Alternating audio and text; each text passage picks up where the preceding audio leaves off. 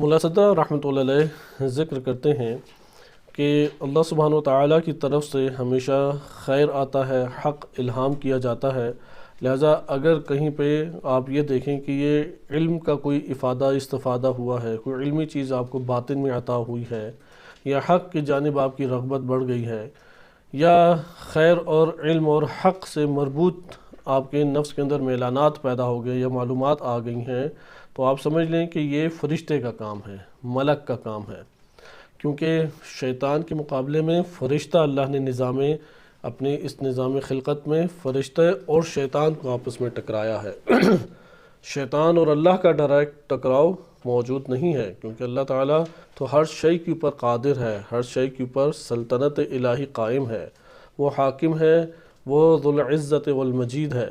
یعنی اللہ سبحانہ وتعالی اس قدر قوی متین ذات ہے کہ اس سے کسی قسم کا کوئی ٹکراؤ لے ہی نہیں سکتا۔ لہذا ذہنوں میں اس طرح کی بات نہیں ہونی چاہیے کہ شیطان اور رحمان کا ٹکراؤ، نہیں، بلکہ کس کا ٹکراؤ ہے؟ ملک اور شیطان کا ٹکراؤ۔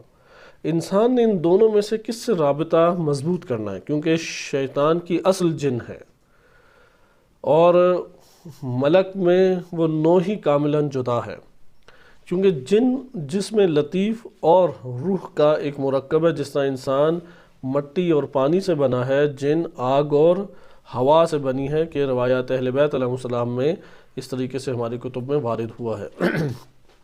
لہٰذا آپ نے ملاحظہ کیا کہ یہاں پہ اب بشر ایک ایسی خلقت ہے کہ وہ ملک سے بھی تعلق قائم کر سکتا ہے اور جن سے بھی تعلق، شیاطین سے بھی تعلق قائم کر سکتا ہے۔ ہاں، جنات میں بھی جو نیک اور صالح جنات ہیں ان کا بھی فرشتوں سے تعلق ہے، ایسا نہیں ہے۔ یعنی ہم یہ کہہ سکتے ہیں کہ تقسیم کائنات کے اندر خلقت کی دو طرح سے ہو جاتی ہے، ہر شے میں دو طرح سے ہو جاتی ہے۔ ایک ہے ہمارے پاس حق اور ایک ہے باطل۔ راہ حق کا ایک مجموعہ بنتا ہے اور ایک راہ باطل کا مجموعہ بنتا ہے۔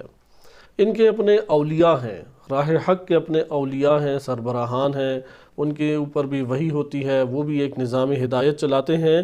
اور اسی طریقے سے جو گمراہی کا ایک نظام ہے وہ بھی باقاعدہ منظم ایک نظام ہے، ان کے بھی اولیاء ہیں، ان کے بھی سرپرست ہیں، ان کے بھی لیڈران، حاکمان ہیں، اور یہ حکمران اور حکام یہ وحی کرتے ہیں، وحی سے کام لیتے ہیں۔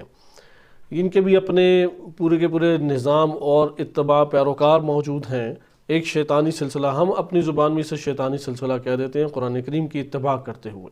وَإِلَّا یہ شیطان اصل میں تو جن تھا، لیکن جب نظام میں ڈھلا تو اس کے اندر جن و انس دونوں کے دونوں آئے۔ لہذا انسانوں میں بھی شیاطین موجود ہیں اور جنات میں بھی شیاطین موجود ہیں، جنات میں شیاطین کی کثرت موجود ہے۔ یہ دو نظام ہیں۔ بس نظام حق میں جو سربراہی ہے وہ در حقیقت نبی صلی اللہ علیہ وسلم و انبیاء علیہ السلام و ائمہ اطہار علیہ السلام کی ہے، لیکن اس نظام میں اللہ تعالیٰ یہ نظام جن ہستیوں کے ساتھ چلا رہا ہے وہ فرشتے ہیں، اور ان فرشتوں کے نظام میں خلل ڈالنے کی یہ جنات اور شیاطین کوشش کرتے ہیں۔ لہٰذا یہ اب ادھر ہم ایک بشر کے طور پہ نیوٹرل افراد جو موجود ہیں، ہمیں اللہ تعالیٰ نے اختیار دیا ہے کہ تم دونوں نظاموں میں سے کس نظام کے ساتھ اپنا تعلق جوڑتے ہو، کیونکہ اللہ نے ہدایت کے نظام کا نتیجہ ایک خاص قرار دیا ہے اور گمراہی کے نظام کا نتیجہ عذاب اور جہنم اور تکلیف، درد، اس طرح کی چیزیں قرار دی ہیں۔